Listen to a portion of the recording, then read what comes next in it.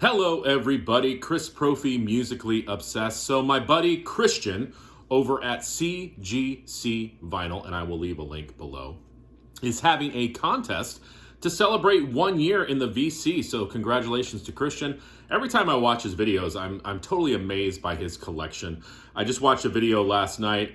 He purged some stuff, and then ended up binging as well. So he was getting rid of some stuff and adding some more records to the collection. But my point is that his collection is constantly growing, and his videos are great to watch. So if you are not subscribed to Christian over at CGC Vinyl, head on over to his channel. And like I said, he's celebrating 1 year in the VC. So the contest is the 365 for 365 days in a year.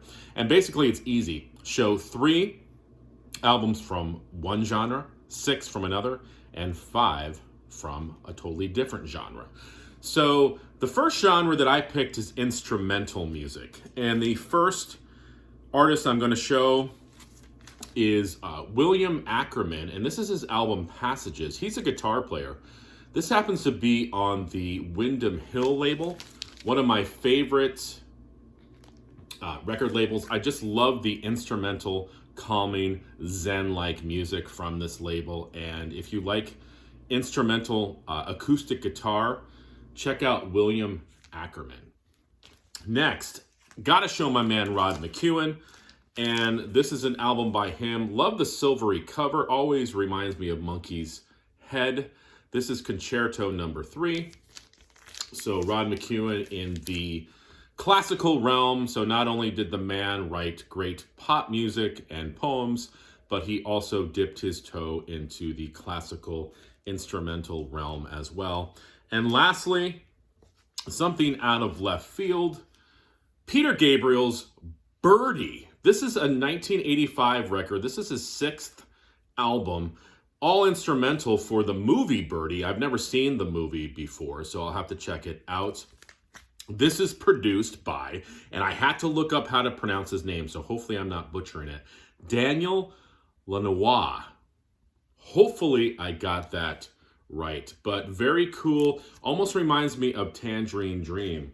Crap, I could have shown a Tangerine Dream record. Okay, whatever. So next, 6 albums from the genre of singer-songwriter.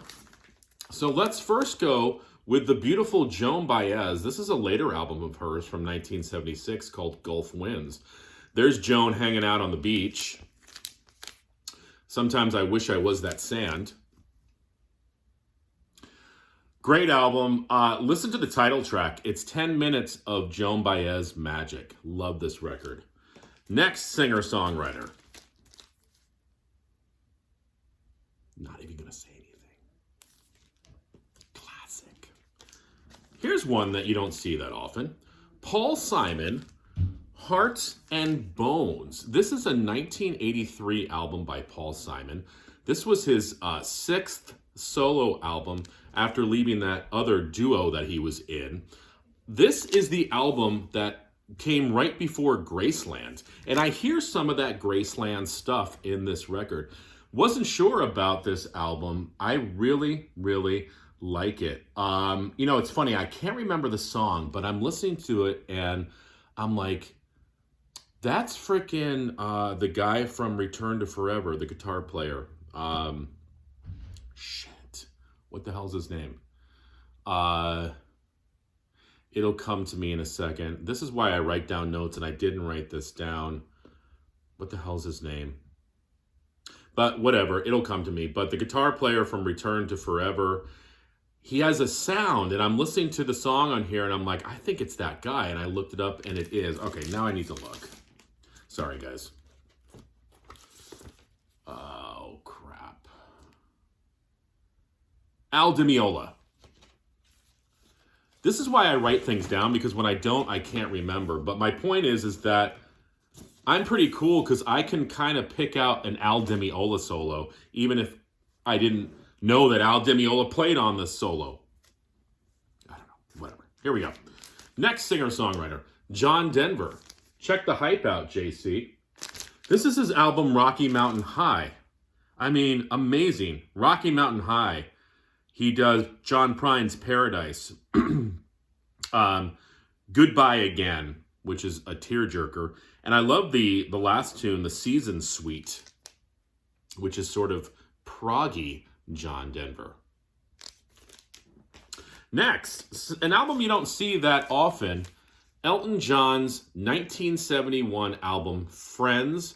This happened to be his 4th record, and it's for the movie, a soundtrack for the movie Friends. I don't know anything about that movie. You don't really see this record that often.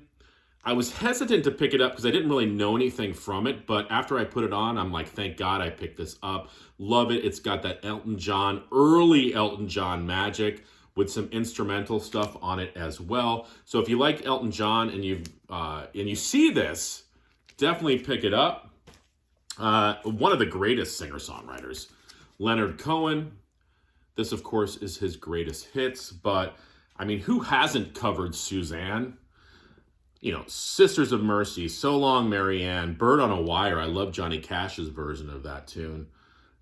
Hey, That's No Way to Say Goodbye, Famous Blue, Raincoat, amazing, Chelsea Hotel, Take This Longing. I mean, every song on here is great. I think so many people have been influenced by Leonard Cohen, and they probably don't even realize it. And lastly, 5 records from Broadway shows. So the first banger I'm going to show is this one, Jesus Christ Superstar. I remember spinning this album, actually listening to the CD when I was in high school all the time. Ian Gillan plays Jesus on this record. So if you are a Deep Purple fan and you like Jesus, check out Jesus Christ Superstar.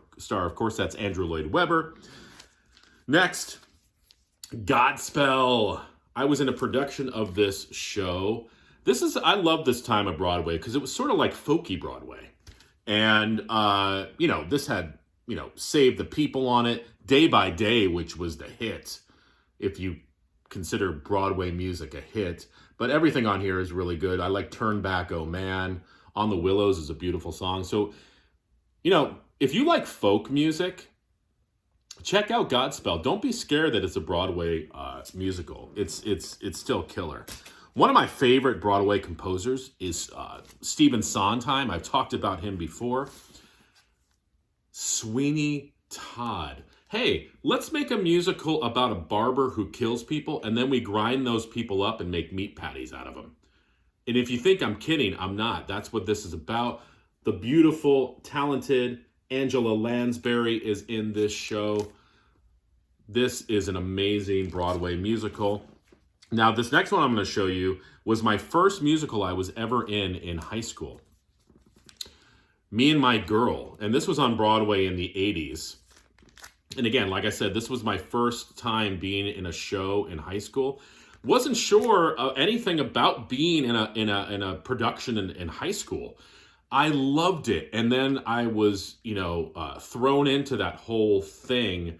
That's where my friends were, and that's what we talked about. And of course, we talked about other kinds of music, but it was just I was around people who were creative, which I loved.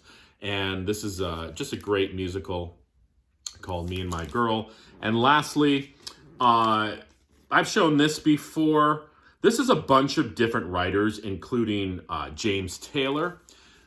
This is a musical called Working, based off the book by Studs Terkel, where Studs went around and he interviewed a bunch of people in different professions. And basically, these composers put together a musical based on those interviews.